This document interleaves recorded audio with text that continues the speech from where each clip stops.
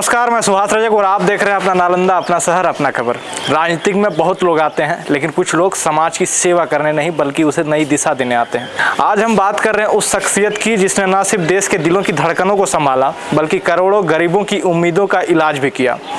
Padmashri doctor Jagdish Prasad, देश के मशहूर हार्ट सर्जन, पूर्व स्वास्थ्य महानिदेशक भारत सरकार, अब राजगीर विधानसभा से भावी प्रत्याशी के रूप में जन सेवा के एक नए अध्याय को शुरू करने जा रहे हैं। डॉक्टर प्रसाद ने दिल्ली एम्स के बाहर महीनों लाइन में खड़े दर्द से तड़पते बिहार के मरीज को देखा तो अपनी कलम से पटना को एम्स की सौगात दे दी। आज वो करोड़ों जिंदगियां हर दिन बचा रहा है। देश भर में 20 कैंसर अस्पताल, पावापुरी और बेतिया जैसे क्षेत्रों में मेडिकल कॉलेज, IGIMM जैसे संस्थान, ये सब उन्हीं की दूरदृष्टि का परिणाम है।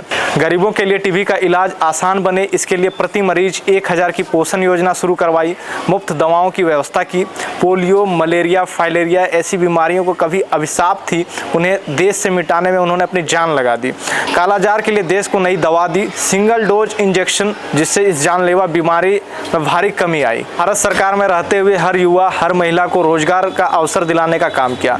बाढ़ से तबाह बिहार के लिए सफदरजंग अस्पताल में अपने साथियों से एक दिन का वेतन लेकर 89 लाख की सहायता राशि भेजी। ये केवल डॉक्टर नहीं, एक सच्चे समाज सेवी का दिल था। आज जब वो आपके बीच प्रत्याशी के रूप में खड़े हैं तो सोचिए, जो व्यक्ति एक ब्यूरोक्रेट रहते हुए इतना कुछ कर गया, अगर वही सरकार का हिस्सा बन जाए तो आपके इलाके का भविष्य कितना उज्जवल हो सकता है। विचार जब सच्चे हो, इरादे जब नेक हो तो कर्म जमीन पर उतरते हैं। राजगीर को सिर्फ एक विधायक नहीं, एक अनुभवी सेवक चाहिए जिसका दिल बिहार के हर मरीज के लिए धड़कता है। पद्मश्री डॉक्टर जगदीश प्रसाद एक नाम नहीं, एक संकल्प है बिहार को स्वस्थ, सशक्त और स्वाभिमानी बनाने का। उनके द्वारा दिए गए बयान को आपको सुनाते हैं। धन्यवाद। अधिकार सम्मेलन जो आज हुआ, इस पर सर लोगों को क्या बताना चाहेंगे? लोगों को बताना यही चाह रहे हैं कि आप लोग जागिए।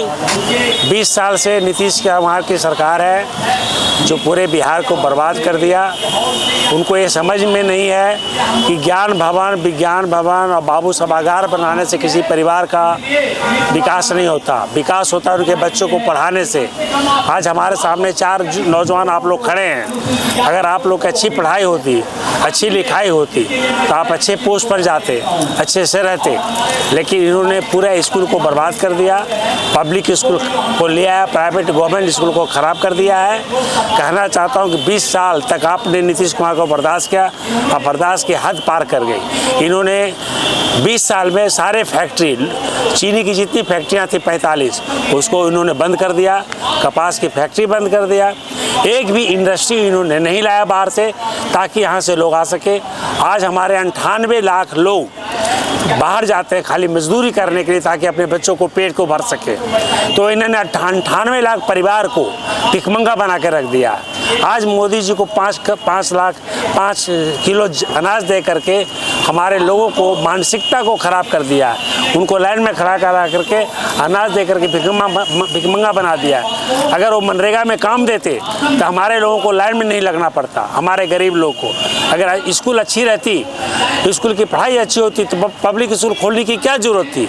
आज देखिए हर जगह पब्लिक स्कूल खुला हुआ है, प्राइवेट स्कूल खुला हुआ है और हर जगह देखिए अस्पताल, हर 2 डेग पर आपको नर्सिंग होम मिलेगा पटना में, बिहार शरीफ में। क्यों?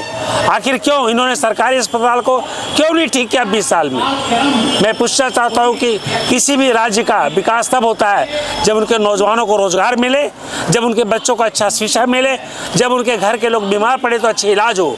तो इन्होंने 20 साल में ना तो शिक्षा को सुधार किया और ना स्वास्थ्य को सुधार किया, ना हमारे नौजवानों के लिए इन्होंने कोई फैक्ट्री लगाया और ना नौकरी सृजन किया। ये हमारे लिए बहुत दुख की बात है। और इसी कारण आज पूरे 28 राज्यों में हमारा राज्य 28वां स्थान पर है। गरीबी में, बेरोजगारी में, भूखमरी में सबसे नीचे का स्थान पर है। और इसका कारण सिर्फ नीतीश कुमार की सोच है। ये मैं कहना चाहता हूँ कि सरकार को बदलना चाहिए। अति पिछड़ा को कहना चाहते हैं कि आज बीजेपी जीत रही है तो अति पिछड़ा के कारण ही जीत रही है। हर सेक्टर में सब निजीकरण सम्मेलन हो रहा है, इस पर क्या कहेंगे? संविधान को बर्बाद कर रहा है, संविधान को ख़त्म कर रहा है। अब देखिए 345 हमारे पास पब्लिक सेक्टर यूनिट हैं। मोदी जी ने 156 पब्लिक सेक्टर को बेच चुका सस्ते दामों पर। वो छोड़ दीजिए, हमारा जो ऑर्डिनेंस फैक्ट्री है कानपुर में, 7 ऑर्डिनेंस फैक्ट्री, उसको भी उन्होंने बेच डाला। कोयला को फैक्ट्री को बेच डाला, रेलवे बेच डाला, प्लेटफॉर्म बेच डाला, बड़े बड़े ऑडिटोरियम बेच डाला, इवन जवाहरलाल नेहरू ऑडिटोरियम जिसमें खेल कूद होता है उसको भी बेच डाला। तो आप तो बोल रहे हैं कि 20 साल में तो कुछ हुआ नहीं है, लेकिन नीतीश जी को पूरे बिहार में जो है विकास पुरुष के नाम से लोग जानते हैं। यही तो बिहार की सोच है। आप अपने परिवार को देखिए ना, आपके परिवार में कितने पुलिस अफसर हैं, कितने डॉक्टर हैं, कितने इंजीनियर हैं। किसी भी परिवार में देखिए कि उस परिवार में कितना डॉक्टर, इंजीनियर, पुलिस अफसर बना है, उसी से विकास होता है। विकास हम बिल्डिंग देख के करेंगे कि हमारा परिवार का पेट भर रहा है, हमारा मजदूर 98 लाख मजदूर बाहर में काम क्यों कर रहा है, क्या वो बात करते हैं। उन्होंने शराबी बंदी की, अच्छी नीति है, लेकिन नीति लाने के पहले उन्होंने ही हमारे गरीब लोगों को आदत लगाया। ये नीतीश कुमार की सोची समझी चाल है। इस आदमी को कब हट जाना चाहिए, इसने सोच समझ। 20 साल में कोई विकास नहीं किया नीतीश कुमार, कोई विकास नहीं किया, कोई विकास नहीं। देखिए मेरे विकास क्या होता है, परिवार का विकास, आपका विकास किससे होगा ये बताइए। आप ही बताइए। आपकी सरकार अगर आती है तो क्या बोले? 24 घंटा 5 घंटा बिजली मिलता है हर गाँव में। बिजली से आपकी विकास हो गया घर में? आप उसको विकास बोलते हैं? आप सड़क तक नहीं था हमारे। आपकी सरकार आएगी सर तो सबसे पहले उसको आप विकास बोलते हैं। अगर आप उसी को विकास बोलते हैं तो आप 20 साल और उसको रखिए नीतीश कुमार को। मैं यही बोलना चाहता आपकी हूँ। सरकार आती है तो किस मुद्दे अगर आप उसी नहीं बोलने दीजिए इनको, आप बोलने दीजिए। देखिए बिजली से विकास नहीं होता, रोड से विकास नहीं होता, बड़ा बड़ा बिल्डिंग से विकास नहीं होता। विकास होता है आपके परिवार में। आपके बच्चे जो कल पैदा लेंगे वो अच्छा से पढ़े, अच्छा से पढ़े, अच्छा से पढ़े, अच्छा से लिखे। जवाब दीजिए कि अगर आपकी सरकार आती है तो सबसे पहले किस मुद्दे पर ध्यान देंगे? सबसे पहले हम कोशिश करेंगे कि हम शिक्षा को सिस्टम को ठीक करेंगे। सबसे पहले कहेंगे हम जो स्वास्थ्य का सिस्टम है उसके लिए लोगों को बाहर नहीं जाना पड़े। किसी को कैंसर की, रोजगार के बारे में क्या करेंगे? रोजगार के बारे में हम यहाँ पर रोजगार लाएंगे, हर पंचायत हर ब्लॉक में रोजगार लाएंगे ताकि हमारे नौजवान को रोजगार वहीं मिल सके। रोजगार लाने की योजना, रोजगार योजना ये है कि हम हर प्रखंड में हम रोजगार लाएंगे, लघु उद्योग लाएंगे, हर घर में लघु उद्योग लाएंगे ताकि उनके बच्चे यहीं पर, तभी हम पलायन को रोक सकेंगे, तभी हम पलायन को रोक सकेंगे। क्या नाम है सर आपका? मैं डॉक्टर जगदीश प्रसाद हूँ।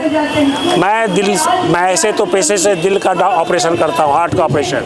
मैं भारत सरकार में डायरेक्टर जनरल रहा, सफदरजंग हॉस्पिटल का मैं डायरेक्टर रहा, प्रिंसिपल रहा। अब आप देखिए मैं एक ब्यूरोक्रेट था, मैं एक डायरेक्टर था ना, एक डायरेक्टर था। सफदरजंग अस्पताल को जाके देखिए, आज वो एम्स के बराबर है। आज एम्स के बराबर क्यों है? क्योंकि हम चाहते थे कि बिहार के लोग जो एम्स आते हैं उनकी इलाज सफदरजंग में भी उसी ढंग से हो, तो आज उसको मैंने एम्स की तरह बनाया। तो एक मुख्यमंत्री तो देश का राजा होता है, वो चाहे तो कुछ भी कर सकता है, चाहे तो पब्लिक स्कूल को ही सरकारी स्कूल में बदल दे और गरीब के बच्चों को उसमें पढ़ाए।